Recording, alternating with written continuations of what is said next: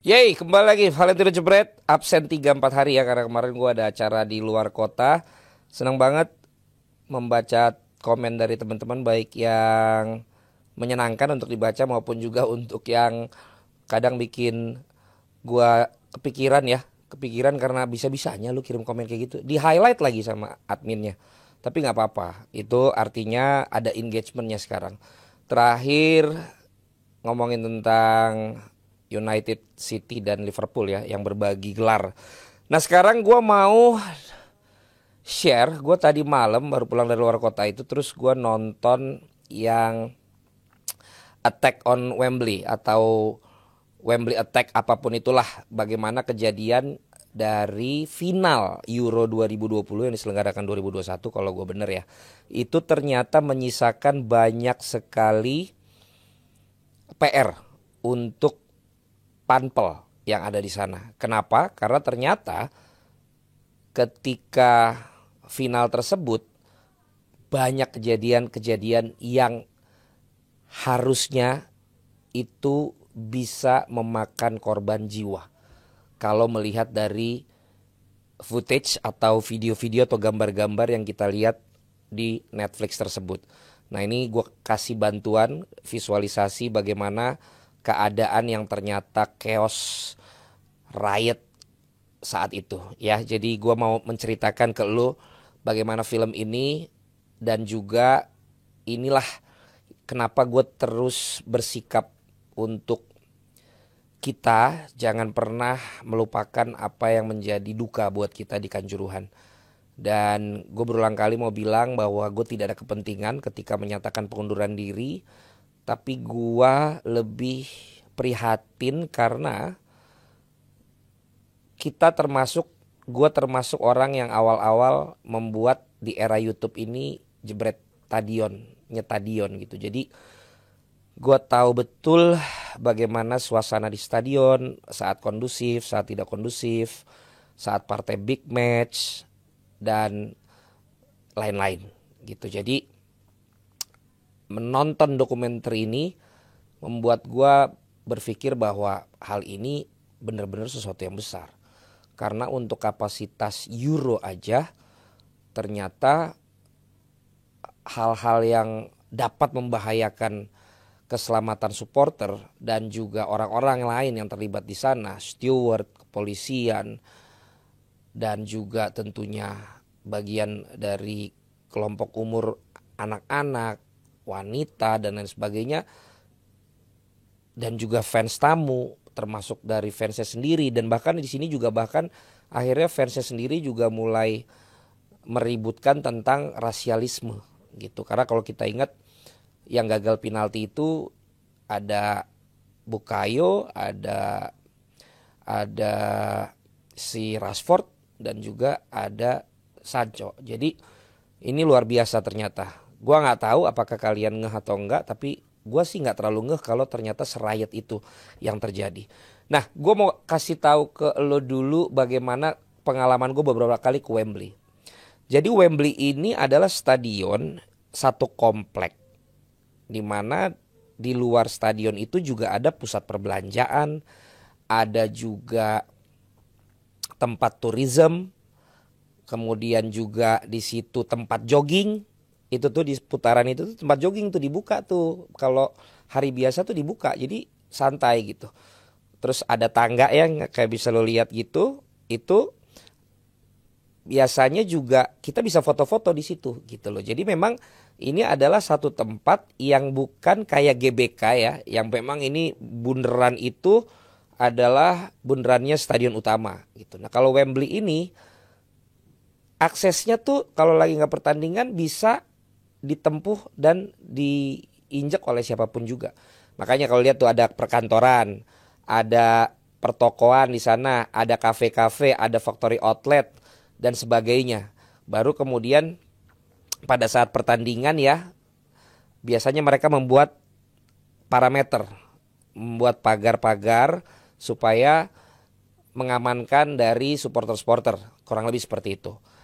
Jadi gambarannya bahwa stadion ini memang aksesnya itu mudah gitu untuk dideketin lah kurang lebih seperti itu. Nah, di dalam dokumenter itu dikatakan bahwa ini adalah momen yang luar biasa untuk masyarakat Inggris. Pertama, ini adalah momen nonton setelah COVID. Walaupun kita tahu dibatasi, ini 90.000 kapasitasnya dibatasi sehingga boleh sekitar 69 sampai dengan 72.000 penonton. Jadi tetap skala manusia yang sangat banyak saat itu. Sementara dari penjuru Inggris, semuanya ini pengen banget untuk bisa nonton timnya yang sudah 55 tahun tidak berada di final turnamen besar di kandang sendiri, kemungkinan ngangkat piala. Nah, jadi ceritanya gambarannya seperti itu. Sehingga harga tiket itu luar biasa di reseller. Harga tiket itu bisa mencapai puluhan ribu pounds. Bisa kalian bayangkan, dan semua orang Inggris itu, satu, bukan berarti kaya semua orang Inggris. Dan yang kedua, belum berarti mereka mau gitu. Jadi intinya berbondong-bondong mereka dari Sabang sampai Merauke-nya Inggris datang ke area Wembley yang tadi gue bilang. Areanya tuh tourism juga, perkantoran juga, perbelanjaan juga. Jadi mereka gampang untuk bisa join dulu di situ. Kenyataan bahwa kick off jam 8, mereka udah mulai datang dari jam 12. Catatan pertama yang disayangkan dari report kejadian ini, karena sudah ada juga reportnya. Satu, begitu mudahnya supporter ini yang tidak punya tiket untuk masuk ke parameter stadion yang tadi gue bilang. Sehingga sampai di level titik tertentu mereka sudah sangat dekat dengan stadion dan berkumpul rame-rame. Yang kedua, begitu disayangkan menurut laporan tersebut, penonton Inggris ini membawa begitu banyak amunisi alkohol, which is di sana legal ya. Dan gue juga harus ceritakan ke lo pengalaman-pengalaman gue selama nonton Inggris langsung dengan penonton Inggris. Memang mereka selalu kan cintanya mereka bir ya. Mereka tuh benar-benar luar biasa, itu minumnya tuh dari beberapa jam pertandingan sebelumnya. Makanya ada bagusnya juga memang peraturan di Qatar itu tidak memperbolehkan seperti itu, sehingga lebih amannya lebih dapat gitu. Nah, kalian bisa lihat ya, mereka minum di atas traffic light, di depan stadionnya, di mana-mana. Dan lebih gilanya lagi, mereka juga pakai drugs. Ada di video di Netflix itu, mereka pakai kokain, pakai macem-macem. Sehingga kalau kalian yang nggak tahu tentang alkohol gitu ya, namanya orang udah minum dan berjam-jam sebelum acara, udah pasti udah kelayangan tuh, udah kelayangan, dan makinlah menumpuk masyarakat penonton di sana. Nah, menumpuknya ini kan berarti bisa dibilang dibagi tiga. Satu memang penonton yang udah punya tiket, satu penonton yang mau punya tiket tapi belum punya, cari di calo. Ketiga adalah mereka memang penonton yang nothing tulus saja. Kalau nggak punya tiket ya mereka yang penting rame-ramean di luar. Kalau mereka dapat tiket ya mereka bisa masuk gitu. Tapi yang tadi gue bilang namanya udah kena alkohol, ada yang pakai drugs lagi. Yang tadinya hanya 3 faktor tadi, akhirnya itu nambah faktor yang lain, yaitu apa? Kita terobos saja. Kita coba masuk aja tanpa tiket. Karena ini kesempatan yang sangat jarang dalam kehidupan mereka. 55 tahun, sejak tahun 66 mereka angkat piala, ini bisa masuk final lagi di Inggris pula gitu. Jadi bagi mereka yang udah pada mabok ini, gak punya tiket ini, bagaimana kalau kita mulai terobos ke sana? Nah, pertama yang diterobos adalah pagar-pagar yang tadi ada gambarnya juga. Nah, pagar-pagar itu adalah parameter yang gue bilang tadi, yang dibuat sekian meter dari Stadion Wembley untuk bisa membuat penonton itu teratur. Kemarin gue nonton di Qatar, waktu itu nonton di Nice, waktu itu nonton di Perancis, nonton di Rusia. Gua memang yang pas ini nggak nonton karena kan juga pas apa ya, pas COVID. Tapi memang kalau melihat mereka punya akses sampai titik ini nih, di mana itu naik tuh tinggal stadionnya. Memang ini menurut gua terlalu pendek parameternya. Karena waktu gua ke Perancis bahkan parameternya tuh kita harus naik bis dianterin untuk menuju ke dekat ke dekat stadion. Saking buat jadi aman gitu. Pas gua ke Rusia nggak terlalu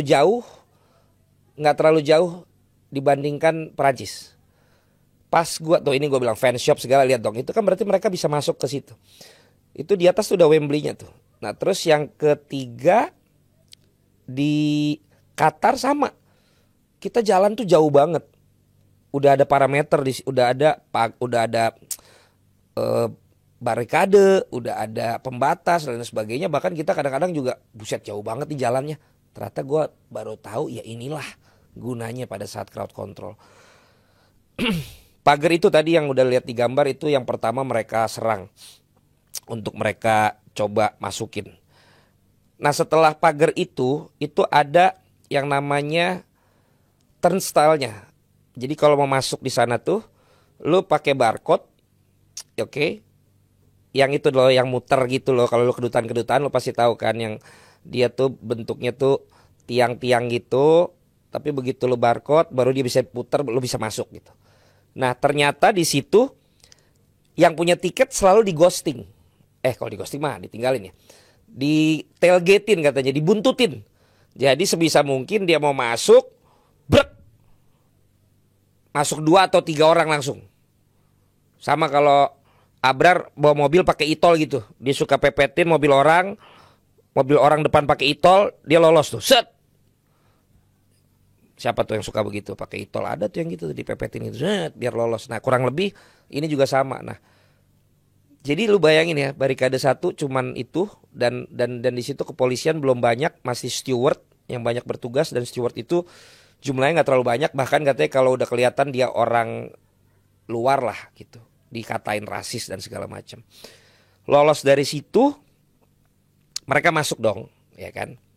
Nah setelah mereka masuk, mereka ngadepin steward lagi.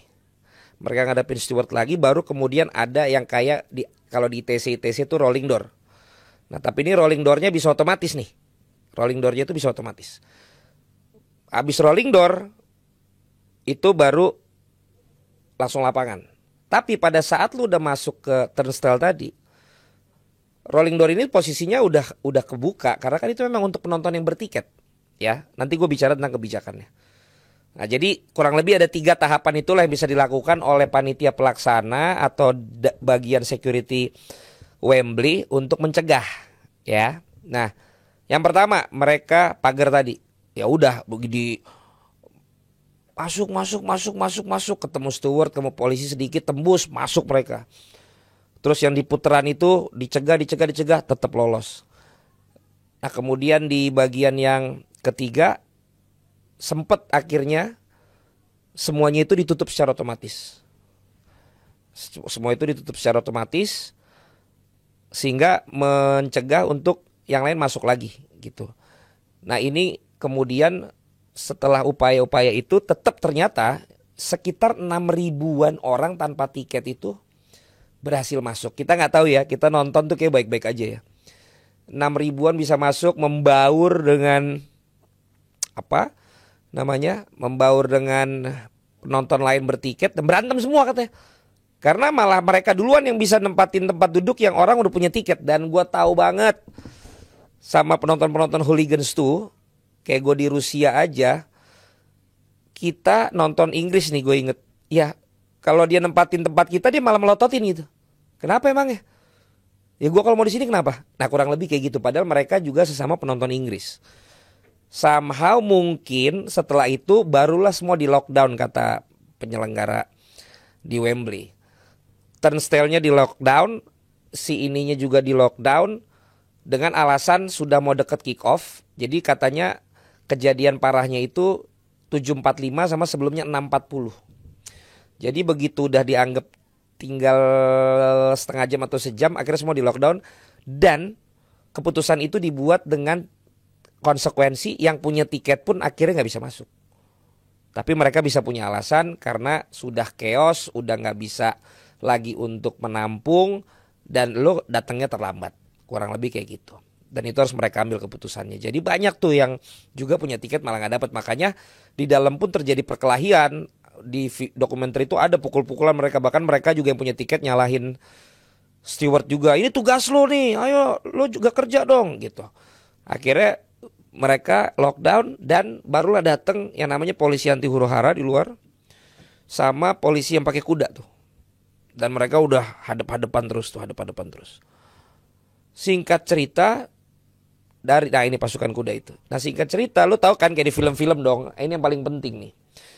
Mereka punya control room. Nah semua film action sekarang pasti punya control room yang bisa untuk ngecek semuanya gitu. Kayak film apapun lah sekarang. Bahkan 13 bom Jakarta tuh juga pakai control room kan. Terus kayak Jason Bourne dan sebagainya. Nah ini yang dihadapi. Bagaimana mereka kira barikade. Dan di film itu sih gue lihat cuman ada flare dari penonton ya. Gue lihat kalau polisinya ini pakai kuda sama masih pakai pentungan-pentungan gitu. Gue nggak lihat alat-alat yang lain gitu. Tapi mereka yang bawa flare. Dan akhirnya yang pertama inilah keputusan-keputusan. Mas gue ini kita analisa bagaimana yang mereka lakukan ya. Yang pertama semua gelagat mereka itu diperhatikan melalui control room, yaitu CCTV. Tercatat minimal ada 27 sampai 30 CCTV yang berada di sekitaran stadion. Di mana pada awalnya katanya mereka pantau aman, tiba-tiba sekitar jam 12 nambah begitu jam 2 disitulah mereka mulai dapat peringatan ini bisa bahaya nih melalui CCTV tadi. Nah dari control room itu juga mereka yang gue bilang tadi bisa memencet untuk membuat turnstile-nya tadi itu ke-lock. Itu juga yang bisa membuat rolling door-nya itu ketutup secara otomatis. Dari control room juga mereka memanggil dan meminta bantuan dari pihak kepolisian yang pakai kuda tadi maupun juga yang anti huru hara. Termasuk juga mengontrol steward dan lain-lain. Langkah yang kemudian mereka lakukan dan dianggap berani menurut hasil laporan tersebut adalah bagaimana mereka akhirnya membuat keputusan yang tadi melakukan lockdown itu sementara masih puluhan ribu orang menunggu di luar dan menghadapi polisi yang mengelilingi mereka. Itu aja yang mereka lakukan untuk bisa meredakan penonton jangan sampai ke dalam lagi. Itu pun di dokumenterinya banyak pukul-pukulannya juga itu sama kepolisian di situ. Yang terjadi di situ. Nah, kemudian mereka juga pantau yang terjadi di dalam gitu. Yang terjadi di dalam apa? Inggris gol duluan kan. Sehingga suasana gokil banget gitu, rame banget. Akhirnya di luar juga rame. Jadi menurut ketua security-nya sana tuh keadaannya tuh sangat dilematis buat mereka karena kalau Inggris golin itu malah lebih bahaya keadaannya karena euforianya luar biasa. Tapi begitu Inggris kebobolan, suasananya hening. Itu mungkin agak kebalik juga sama kultur di sini kali ya. Kalau di kita malah tuan rumah kebobolan mungkin kita pada ngamuk kali karena kebobolan gitu kan. Sampai poinnya adalah adu penalti. Nah lu ingat tadi kata-kata gue bahwa mereka buat keputusan untuk nge-lockdown supaya penonton gak masuk lagi dan waktunya memang udah mau mulai kick off. Menurut gue punchline-nya tuh di terakhir dia bilang gini. Itu penalti kalau sampai Inggris menang. Puluhan ribu yang ada di luar itu pasti malah akhirnya nyerang tuh polisi mencoba masuk karena mereka pengen lihat Inggris ngangkat piala di kandang mereka sendiri. Tapi kalau Inggris kalah, mereka pasti kecewa terus langsung balik badan pulang. Ini yang gue gak habis pikir. Kalau di sini mungkin kebalik ya. Kalau sampai kita yang kalah malah diamuk massa mungkin. Kalau menang ya udahlah udah menang kita tuh nonton bareng aja gitu. Jadi gue nggak tahu mungkin beda pola pikirnya gitu atau gue doang gue ngerti lah. Singkat cerita dia juga bilang tapi kata dia sebelum adu penalti pun ini kunci loh. Gue jadi sedih lagi nginget peristiwa yang kita di Kanjuruhan itu. Tapi pada saat sebelum penalti gue udah harus buka pintu keluar. Gue harus pastikan pintu keluar kebuka. Tapi tetap gak boleh ada yang bisa masuk dari luar. Ini yang dibilang keputusan berani yang sangat-sangat beresiko. Bisa lo bayangin ya, mereka keliling puluhan ribu mau masuk. Oke, semua kan di lockdown. Ya udah, mereka juga jadinya tahu susah masuknya. Tapi kira-kira sebelum adu penalti atau mungkin kalau waktu normal, intinya kan mereka mungkin 15 menit, gua nggak tahu waktu pastinya, tapi ada ketetapannya. Mereka harus buka pintu keluar. Kenapa? Penonton tamu mungkin mau pulang duluan. Ya kayak lo nonton Liga Inggris lah, udah kecewa sama hasil timnya, mereka kan udah ada yang keluar duluan. Karena apa? Pintunya kan udah dibuka. Nah, jadi posisi mereka tidak boleh ada yang bisa masuk, tapi pintu sudah dibuka. Kenapa? Supaya tidak terjadi kerumunan atau penumpukan yang membuat keadaan yang berbahaya untuk yang dari dalam keluar. Dan lo bayangkan, ini bukan cuma yang dari dalam keluar, tapi yang dari luar juga bisa jadi mau ke dalam. Nah, sementara kita benar-benar harus bisa memastikan kan sekarang gitu bahwa itu adalah satu SOP yang ternyata sangat fatal sekali kalau kita tidak lakukan gitu. Jadi mereka buka itu, tapi di sini dijaga polisi. Makanya dibilang entah bagaimana hujan turun, itu yang pertama. Kemudian Inggris kalah. Jadi si tokoh utamanya ini bilang, sangat ironis ya, gua kan kepalanya Wembley, gua orang Inggris, gua pasti pengen Inggris menang dong. Tapi bahwa akhirnya Inggris kalah, gua lega, kata dia. Karena ketika Inggris kalah, hujan, penonton yang di dalam langsung keluar, penonton yang di luar juga langsung pulang. Gua lega karena itu membuat perkiraan gua yang di luar ini akhirnya ngedorong ke polisi ini untuk bisa masuk. Sementara yang di dalam juga ada yang mau keluar. Itu gak tahu lagi nanti akan seperti apa disaster yang akan terjadi di final Euro 2020 yang diselenggarakan 2021 itu. Dan amazingnya katanya sungguh tidak masuk akal dengan keadaan seperti itu. Tidak ada korban jiwa, tapi dalam tanda kutip hanya puluhan orang-orang yang terluka, khususnya dari pihak steward dan juga kepolisian. Dan juga supporter yang ditangkap itu sekitar hampir 100-an. Nah itu bagi gua juga satu crowd management kelas kakap ya. 72.000 kapasitas dari 90.000 fullnya, sementara di luar 20-an ribu, berarti mungkin ada ratusan ribu yang ada di situ. Dan chaos seperti itu tidak ada korban jiwa, itu menurut gua luar biasa. Dan gue pikir itu mendapat pujian kan, kalau kita lihat di Netflix tuh mendapat pujian apa yang dilakukan. Tapi ternyata pas gue baca tadi lanjutannya, ternyata itu dianggap tragedi. Lu bayangkan tidak ada korban jiwa, itu dianggap tragedi. Dan dianggap hal yang lalai atau luput untuk dilakukan. Sehingga dilakukan evaluasi, dibuat reportnya, ada nama reportnya gue lupa tadi namanya dari orang yang melakukan investigasi. Dan sekarang udah 2,5 tahun berarti, dan sudah ada perubahan tahap pertama. Jadi mereka langsung berbenah dan dikatakan membutuhkan sekitar 4-5 juta pounds, yaitu mempersiapkan parameter yang lebih jauh, pagar-pagar yang ada. Sehingga kalau hari pertandingan itu harus segera langsung dipakai supaya bisa mencegah orang-orang yang nggak punya tiket untuk bisa lolos. Sehingga dari awal tuh udah dicek tiket tuh dari jauh sebelumnya. Terus yang kedua, menambah 50 CCTV yang berkapasitas hebat atau keren lah, gue lupa itu ukurannya, untuk bisa lebih memantau pergerakan-pergerakan yang terjadi di sana.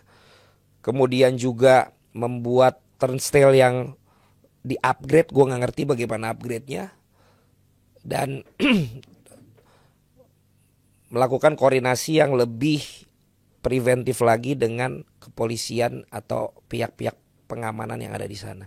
Jadi lu bayangkan, yang tidak akhirnya ada korban jiwa aja, begitu serius mereka tangani untuk menganggap itu sebuah kelalaian yang bisa berdampak tragedi.